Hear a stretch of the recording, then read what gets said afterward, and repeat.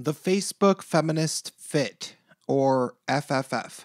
Hey, it's Prince of Queens, and in the majority of facets of civilization the world over, common chivalry has already commanded that females be treated with a positive double standard over males. Most notably, men fight wars to protect the women of their society, save them from disasters like the recent hurricane and flooding in Houston, and females are given more empathy from both males and other females starting at a very early age. There's data to back this up. I suggest doing YouTube searches around the gender empathy gap. Then, in the latter part of last century, we had women's liberation, which made it so that the freedom restrictions for females of yesteryear that were put into place in the West no longer applied, so that women could attend university without a curfew, work jobs that were previously considered to be for men, and even potentially fight in combat roles if they so desired. But even further, once equality under the law was more or less in place for females in the West, minus some fine-tuning like abortion access, which will probably never be resolved entirely because there are many schools of thought around that, and issues like freeing the nipple, which I support personally. Eventually, the ideology of feminism carefully wormed its way into law almost everywhere. At this point, if you live basically anywhere in Western Europe, Canada, Australia, or the United States, laws drastically favor women in family court, give women sentences about 6 times smaller for committing the same crimes as males, and often don't even afford young men due process on college campuses if they are accused by a young woman of sexual misconduct. Not to mention other tangible systemic advantages that come along with being a woman, like affirmative action admissions and hiring quotas that are perfectly legal in many places and are still apparently implemented illegally at companies like Google, which we know due to James Damore's testimony. We also have thousands of women-only shelters for the homeless in the West, which men don't have, gender-specific health and mental health services for females, more funding for female-specific health problems, female-only libraries and clubs on university campuses where females already are a significant majority at 60 young women for every 40 males, and numerous other tangible gender-specific perks and privileges that come along with being a female in the Western world. And yet, of course, the feminist narrative remains the most popular narrative in the Western world around gender issues, and goes on to imply that even after all of that, while knowing that male suicides compose around 78% of all suicides, these people, their sympathizers, and the executives that carry out their will by way of feminist-leaning laws, all of these people tend to claim that males are privileged.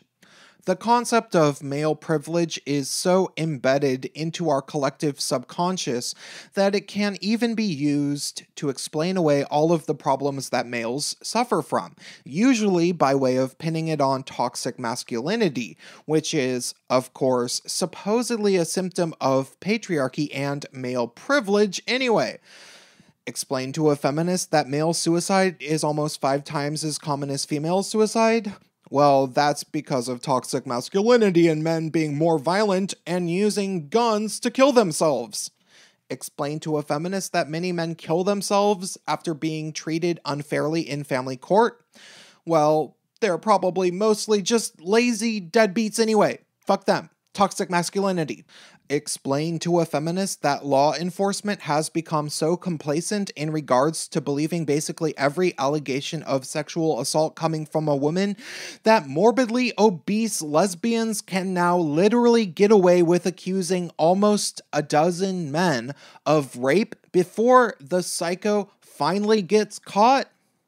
Uh-oh, now you've done it. Now you're the one displaying toxic masculinity, and you probably just want to rape underage girls.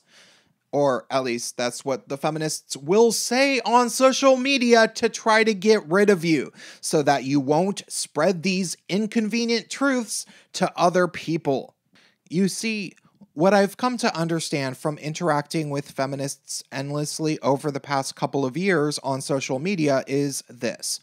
The dedicated feminists who use all of this feminist rhetoric to their advantage socially, in family court, in kangaroo courts, on college campus, or who get paid to write and teach all of this stuff, the feminists that really spread all of this information around, for whatever reasons they have as individuals, are at least subconsciously aware of all of the many privileges that they have been afforded in the West, and all of the power they collectively hold by pledging allegiance and propagating the many myths of the feminist establishment.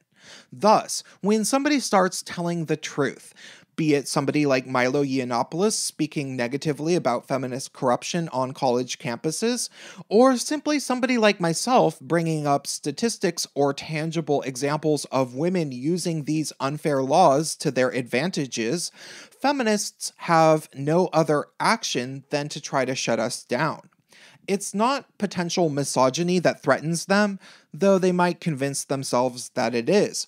Rather, the truth threatens them, because they are at least somewhat aware of all of the privileges that they have, but they are terrified of potentially having to let them go, especially if these privileges are the only things keeping them from being prosecuted for crimes.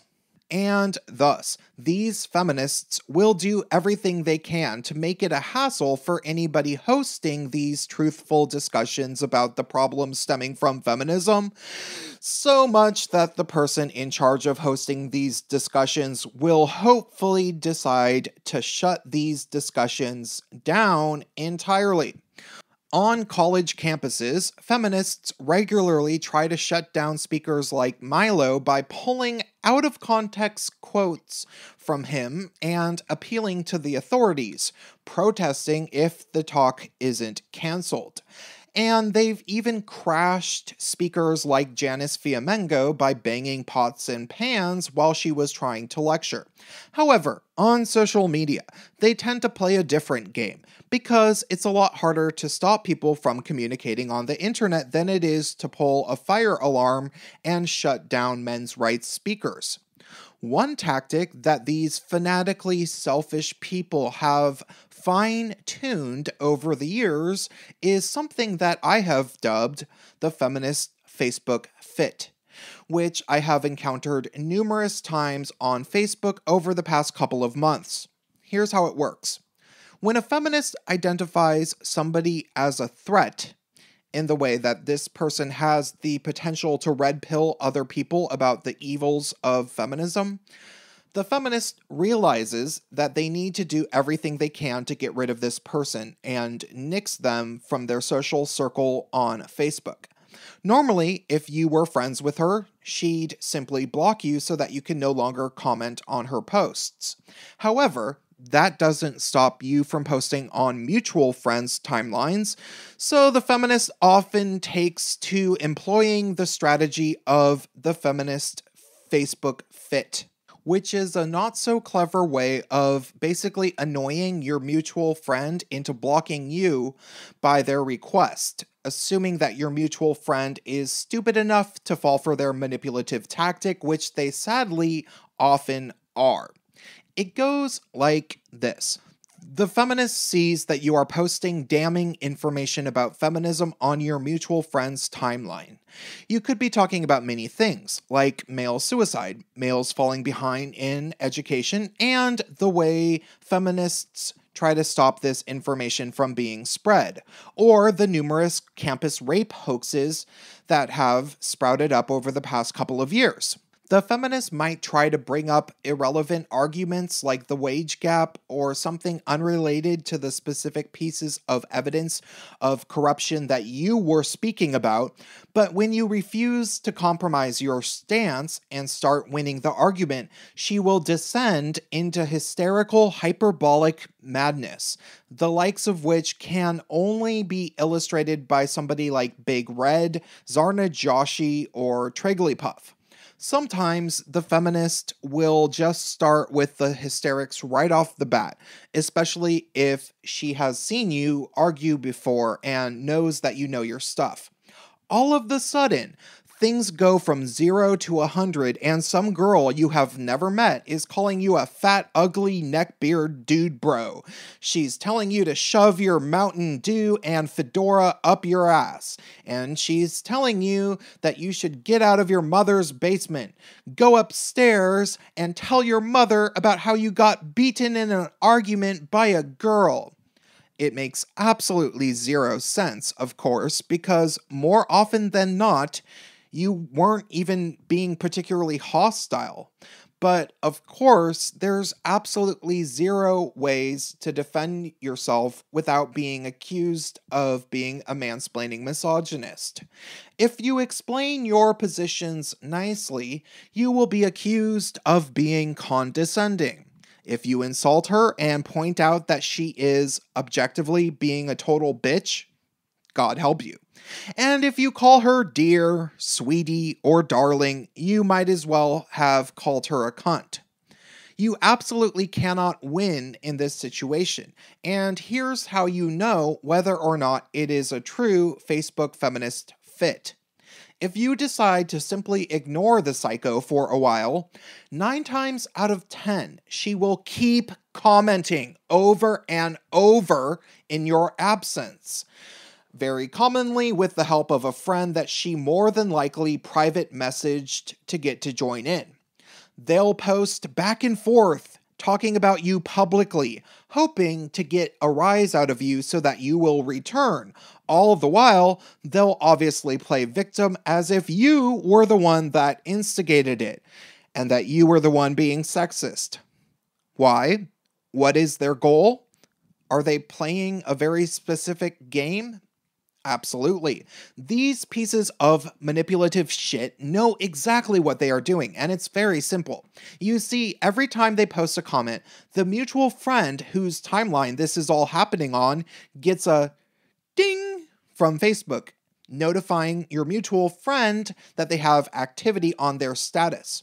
What these girls are doing when they throw the patented Facebook feminist fit is deliberately annoying your mutual friend, with the assumption that your mutual friend will just want the drama and endless notification dings to stop. So they'll eventually unfriend or block whomever they feel is responsible, and the feminists are assuming that person that gets blocked will be you.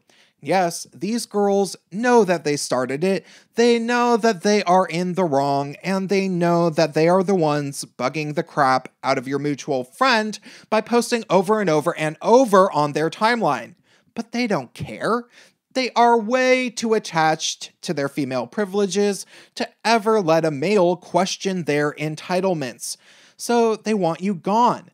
They are counting on the fact that the person whose timeline this is happening on is either sympathetic to feminism or at the very least lives in fear of this type of feminist cyberbullying that could potentially turn towards them if they defied the feminists in their extended social sphere. They are assuming that this person will unfriend or block you to make life easier for themselves. And they more than often do if you play into the feminist's hand and keep going back and forth with them. Thus, when you are absolutely 100% sure that this is what is happening, this Facebook feminist fit, the argument is not worth attempting to have, and you need to just block these people. Because nobody will read your one post for every 5 insulting posts of theirs. They'll just look at the wall of comments and assume you were throwing a bunch of insults too, even if you were being perfectly rational. So you need to just block them and hope that they will eventually eat each other like starving piranhas, because they usually will. Drop me a comment and stay tuned.